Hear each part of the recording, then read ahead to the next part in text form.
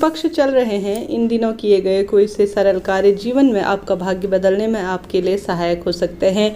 आप सभी के बहुत सारे प्रश्न मुझे प्राप्त हो रहे हैं। क्या पितृपक्ष में देवी देवताओं की पूजा, लड्डू गोपाल इत्यादि रखे हैं तो उनकी पूजा कैसे करें? साथ ही व्रत, पूजा पाठ के संपूर्ण नियम, सूर्य देवता को जल, तुलसी माँ के पूजन का भी इन दिनों अलग से विधान कहा गया है। संपूर्ण जानकारी, नियम आप सभी को प्राप्त हो जाएगी। सबसे पहला प्रश्न आप सभी का मुझे प्राप्त हो रहा है कि क्या इन दिनों पूजा पाठ रोक देनी चाहिए 16 दिन के श्राद्ध में? जैसा मृत्यु के समय होता है ना, सूतक लग जाता है, तो कई भक्तजन जो है उन दिनों लड्डू गोपाल स्वरूप या सभी देवी देवताओं को भोग इत्यादि समर्पित नहीं करते। जब जो है किसी की मृत्यु हो जाती है, उस समय की बात कर रही हूँ।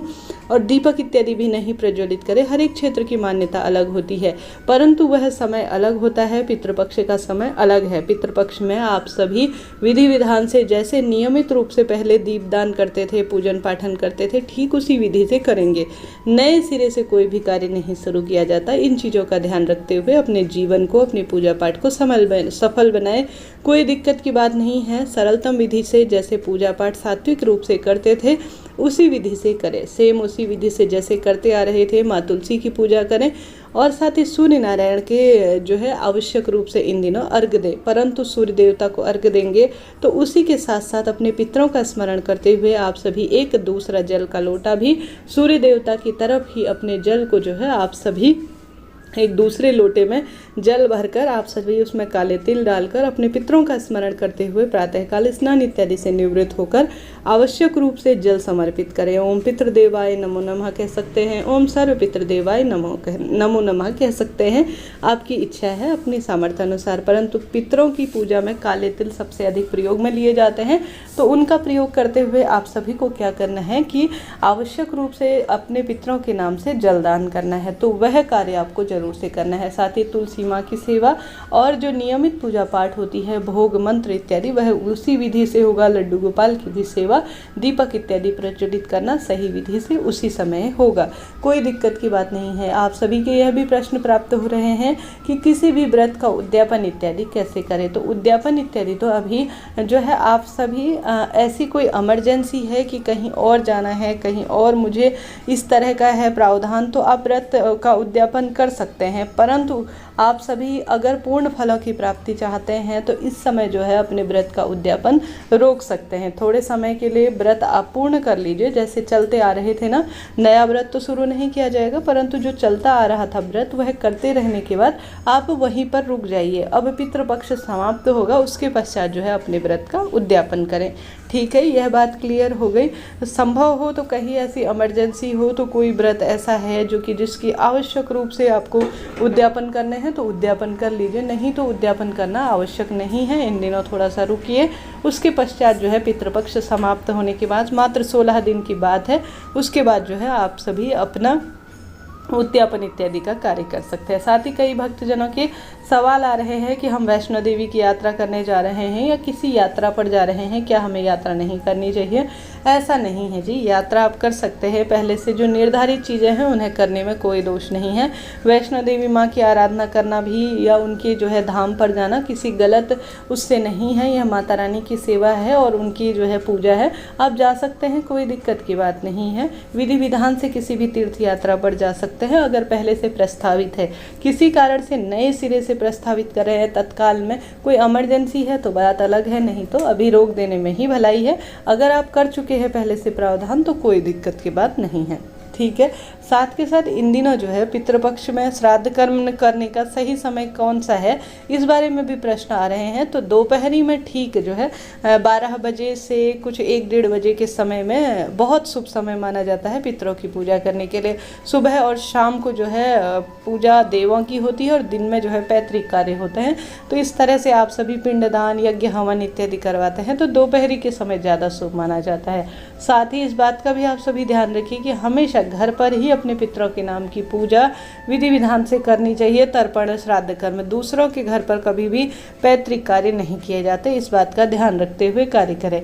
अगर आप महिला हैं, किसी कारण से पिहर गई हैं, तो वहाँ अपने पितरों की निवृत्त कार्य करना चाहते हैं तो वह सही नहीं है। पितर हमेशा अपने आंगन में ही हमारे द्वारा जो प्राप्त भोजन है, अन्नदान, जलदान, भूदान इत्यादि, उसे प्राप्त करते हैं और उसी से तृप्त होते हैं। तो ऐसी अवस्था में आप सभी परेशान ना हो। किसी अन्य के घर पर कभी भी श्राद्ध कर्म पैतृक कार्य नहीं होते हैं। नए कपड़े और सुहाग की सामग्री से संबंधित सवाल भी प्राप्त हो रहे हैं, तो इन दिनों कोई भी नया सुहाग का सामान न खरीदे, नए कपड़े न बनवाएं और न ही उन्हें धारण करें। जो पुराने कपड़े हैं उन्हें ही पहने, उन्हें ही जो है आप धारण करें। बहुत अधिक चटक से रंगों का इस्तेमाल करना, इन दिनों सूतक की श्रेणी में यह दिन आते हैं, तो आप सभी कम ही प्रयोग करें तो अति श्रेष्ठ इन दिनों माना जाता है। तो आप सभी इन चीज़ों का ध्यान रखते हुए अपने व्रत पूजा पाठ को करें। इन दिनों जो है आप सभी सूतक इत्यादि का समय है, बिल्कुल चटक कलर के कलर, नए सिरे से कपड़े, नई चूड़ियाँ, नए श्रृंगार की सामग्री धारण नहीं करें।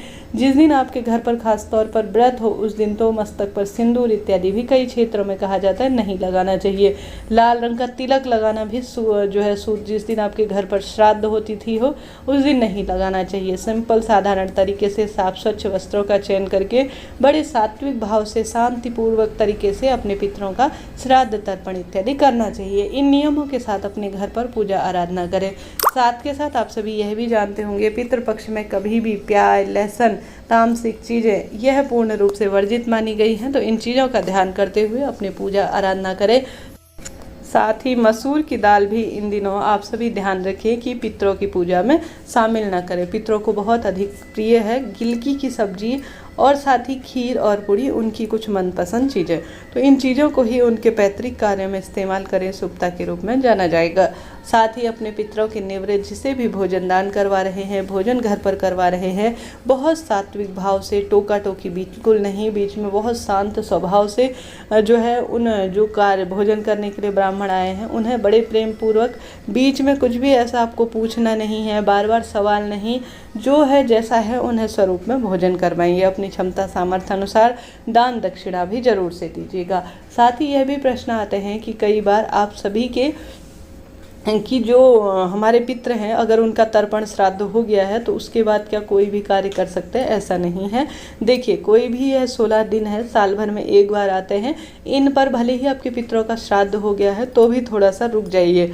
भले ही आप जो है किसी भी स्वरूप में अपने जो 7 पुस्तें कही गई हैं उनके जो है किसी न किसी तरह से उनकी किसी न किसी स्वरूप में तिथि विद्यमान होती है, तो उसी के अनुसार जो है थोड़ा सा रुक कर ही कार्य करना चाहिए। भले ही आपके घर पर श्राद्ध हो गया हो तब भी आप थोड़ा सा समय रुकें, उसके बाद ही कोई जो है नया जो है चीज़, जैसे आप रोज़ अन्य चीज़ करते हैं उन चीज़ों के बारे में रुक जाइए।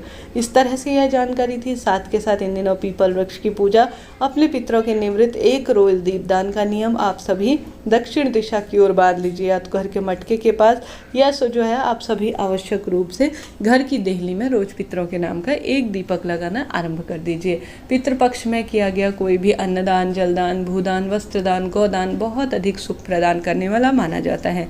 इन दिनों हमारे पितृ हमारे आसपास विद्यमान होते हैं और सब कामना सिद्धि में सहायक होते हैं, तो आवश्यक रूप से इन दिनों सरलतम तरीके से, सरलतम विधि से इन नियमों का पालन करें। हर हर महादेव।